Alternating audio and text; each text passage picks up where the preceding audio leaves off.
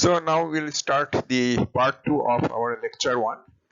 In part 2 we'll learn about the different features of the op-amp. In part 1 we learned about the physical structure of the op-amp, how it look, what are the different pins, the pin configuration, pin layout and circuit symbol. Why do you apply the supply, why do you apply the input signals, why do you take the output voltage from. So that's what we learned in part 1. Now in part 2 we learn about the features, properties that will determine the behavior of the op-amp in a real circuit, or how it impacts the performance of a real circuit. So we are going deeper into the topic, and this will demand a greater focus of yours to understand the full significance of the different features of the op-amp. So the features of the op-amp. So before we start discussing about the features, first we need to determine what are the features that we'll be looking for the op-amp. For any amplifier, not just for op-amp, there are 4 major features that affect the performance or the outcome of the amplifier most, and these features are the gain, the input resistance, the output resistance and the bandwidth. So these are the 4 features that are most relevant for any amplifier performance. And for also op-amp this is no different, and we'll be focusing on these 4 features for the op-amp. The only difference is that we have slightly different terminology for the op-amp. The gain in this case is called the open loop gain, and okay, let me pull up the laser pointer. So the gain in this case is called the open loop gain, which is denoted by AOL. The input resistance is called the differential input resistance, denoted by RID. The output resistance and bandwidth, they are the same as for any other amplifier. Now we'll be focusing on these 4 features, and in order to understand their impact, right, or their effect on the circuit performance, first we need to understand their definition, how they are defined. So we'll start one by one, defining them first, and then we'll discuss about the range of values these features can have, and we'll discuss in the perspective of ideal op-amp as well as practical op-amp. Now, why ideal op-amp? What is an ideal op-amp? An ideal op-amp means the amplifier that is perfect. Ideal means that is perfect, that has no limitations, no drawbacks. Now, why we are considering an ideal op-amp? Because op-amp, this is a specially designed amplifier that has properties which are much superior than those of any general purpose like BJT or MOSFET amplifier. So its features or properties are, we can say, closer to those of an ideal op-amp. So from that perspective, so we'll consider what should be the features for an ideal op-amp and how the features of a practical op-amp deviate from those of an ideal op-amp. So definition. So this is our op-amp. It has 2 input terminals and an output.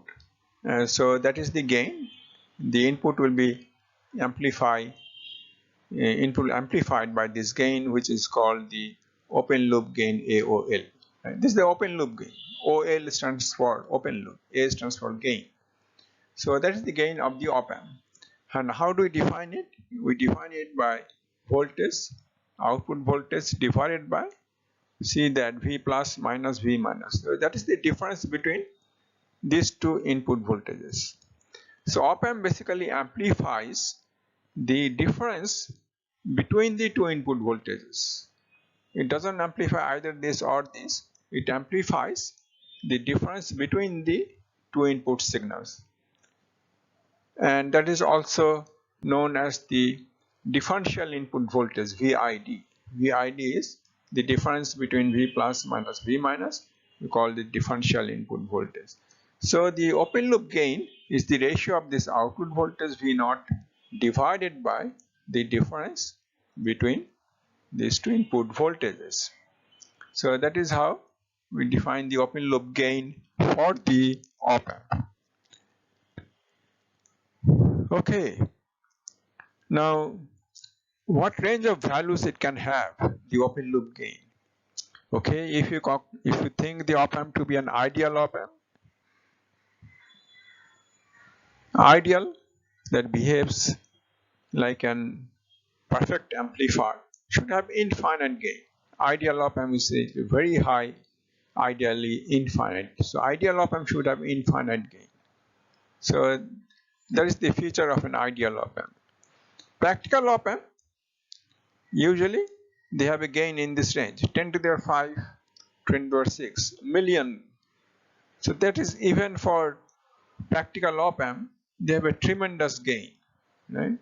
Even if we have a voltage in microvolt, input voltage in microvolt, very small, so that can be also amplified in the range of volt, right, at the output. So note the unit of the gain is volt per volt. For every volt input, how many times the output is amplified, right?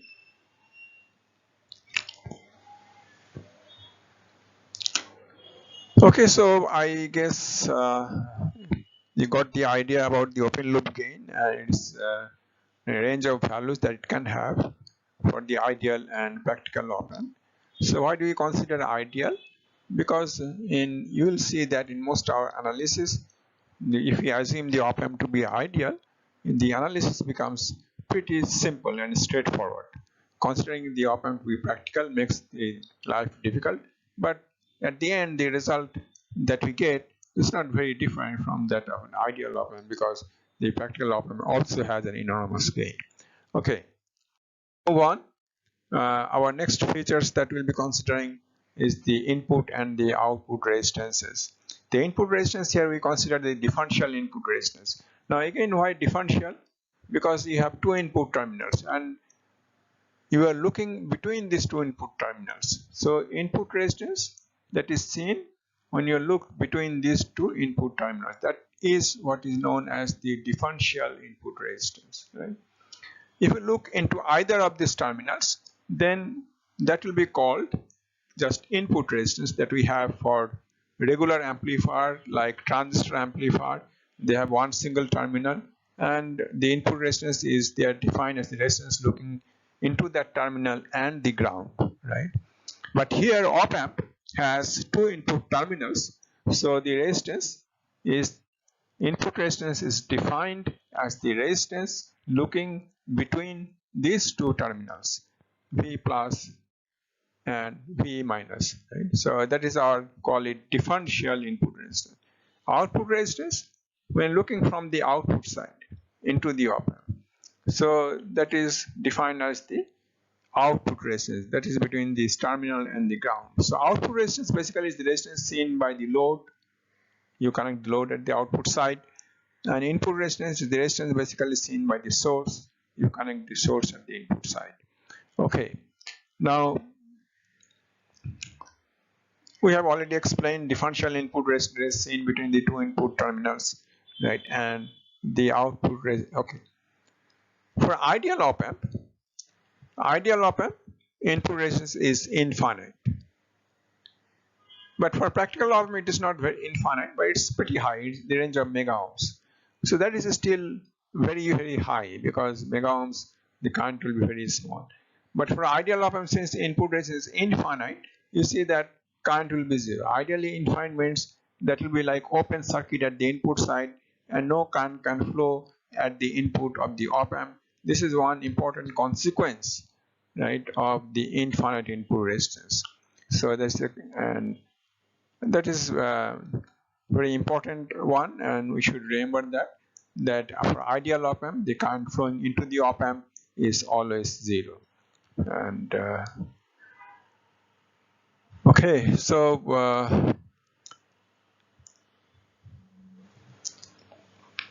and that becomes very handy when you're analyzing the op-amp circuit. Again, that's why we say usually use we usually assume the op-amp to be ideal when we analyze the op-amp circuits. But that makes our life much simpler. So features, what are the range of values that we can have for the input and output resistances? See, differential input resistance. So there is a RID should be infinite, ideal op-amp, but practical op-amp will have in the range of mega ohms, very high. Ideal op-amp, the output resistance should be zero, right? It's completely opposite to what we have for the input. The output resistance should be zero, but practical op-amp is not zero. There will be some non-zero resistance, but it's pretty low, less than 100 ohms. Okay, so we have more feature, that is the bandwidth. Now, what is the bandwidth? Bandwidth is, in general term, we can say the useful range of frequencies of a signal where the op-amp can work, right? Op-amp can actually amplify the signal. And if you go outside that range, the op-amp will not be able to amplify, right? Op-amp will not be able to give the output, it will fail, right? So that is called the bandwidth. So it deals with the range of frequencies, right, for which the op-amp will give you the desired output, useful range of frequencies. So usually it is shown by what is known as the frequency response diagram. How the op-amp responds to the signals of different frequencies. So it is plotted with the gain as a function of frequency. You see that A here is the gain, and this is plotted against the frequency. And this is how the gain falls for the op-amp with frequency. At very low gain, you have a at very low frequency, you have a high gain, pretty high gain. And as the frequency increases, the gain falls, right? Now there is some point here shown as the FB. FB stands for break frequency here, which is also known as the cutoff frequency. Cutoff frequency is the frequency where the gain of the op-amp falls by 70%, or in decibel, 3 dB. Here it is plotted in decibel. What is decibel? Okay. Decibel, when you take 20 log of the gain, so that is called the decibel. And when it will drop by 3 decibel, when the gain falls by 70%, or 1 over square root 2 times, then it will fall by 3 decibel. So at this point, in regular scale, it will be 70% of what we have here. If you have 100 here, then here it will be 70. But in decibel, it will be 3 decibel below, and that is what defines the bandwidth of the amplifier, right? So within this range of frequency, you have pretty high gain, and when you go beyond that, the gain starts falling, right? It starts falling and falling, right? So you don't get the desired amplification at the output. So that is known as the bandwidth. The gain of the op-amp, as we have already defined, the output voltage divided by the differential input voltage. So the difference between here we have these are two written as V2 and V1 instead of V plus and V1, but they are the same. So that's, and if you vary the signal frequency here, if the V2 and V1 they have different frequencies, if the frequency changes, so that will also impact the gain. So the gain of the op-amp is also a function of frequency. It varies with frequency, and as the frequency increases, the gain falls, right? And that is what we understand, what we try to uh, mean by the bandwidth, right? What is the maximum frequency for which the op-amp can amplify, and beyond which the op-amp will not be useful or not be able to amplify. Now, what are the range of the values it can have for ideal and practical? Again, ideal, and ideal op-amp should be able to amplify signal of any frequency. That is ideal, right?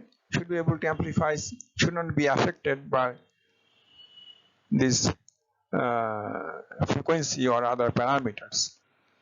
Irrespective of the frequency, it should be able to provide you the same gain. So its bandwidth should be infinite. There will be no decrease. Right? It will go on like this. That's ideal, but of course practical op-amp will not have infinite bandwidth. It will have a finite bandwidth, and that will be in the range of megahertz.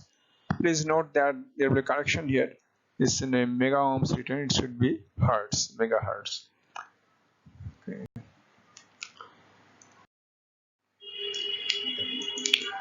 So to summarize the different features of the op-amp: open loop gain, differential input resistance, output resistance, bandwidth.